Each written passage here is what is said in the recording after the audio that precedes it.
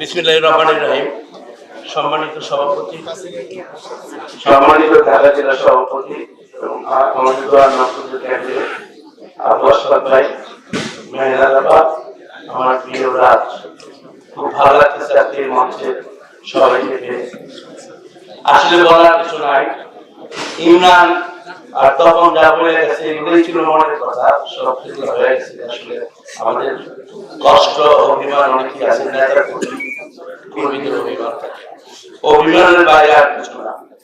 আমরা চাচ্ছি যেহেতু আমাদের আমরা প্রথম থেকে একটা দুইটা বা অনেক জায়গায় চারটা পাঁচটা গ্রুপ থাকে, কিন্তু সর্বশেষ যে ধানের শীষের প্রতীক নিয়ে আসে তার জন্যই সবাই ঝাঁপাই পড়ে। আমরা দোহারনগঞ্জের যারা এতদিন দূরে ছিলাম, অলরেডি অনেক কাজকর্ম শুরু হয়ে গেছে, একটা ফর্মালিটির জন্য ওয়েট করতেছিলাম, আজকে সেই ফর্মালিটিটা হয়ে গেল। আমি মনে করব যে আজকে থেকে আমাদের একটি মাত্র উদ্দেশ্য থাকবে, আমাদের এই নেতাকে জিতিয়ে আনার জন্য। দোহারনগঞ্জের যে নেতৃবৃন্দ আছেন, বিএনপির যারা আছেন, তারা ঝাঁপিয়ে পড়ুন কিভাবে আশফাক ভাইকে ধানের শীষের প্রতীক নিয়ে দোহারনগঞ্জ থেকে এমপিটা আমরা দেখতে চাই। আসলে আমি কথা বলতে গেলে অনেকটা সমস্যা হয়।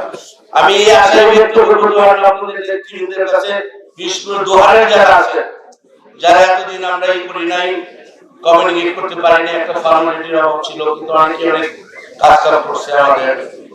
তো আমি নেতার প্রতি অনুরোধ জানাবো, সেও যাতে এখন তার এরিয়াতে যদি কোনো কর্মসূচি দেয়, আমাদের কোনো এরিয়াতে আমাদের যাতে একটু লাভ করে, এটা করলে আমরা সমন্বয় করে কাজগুলো করতে সহজ হবে।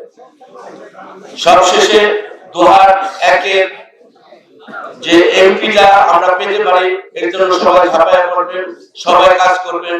আমরা বিগত দিনে আশফাক ভাইকে দোহারের এমপি দেখতে চাই, এই আশা ব্যক্ত করে আমি আমার বক্তব্য শেষ করছি।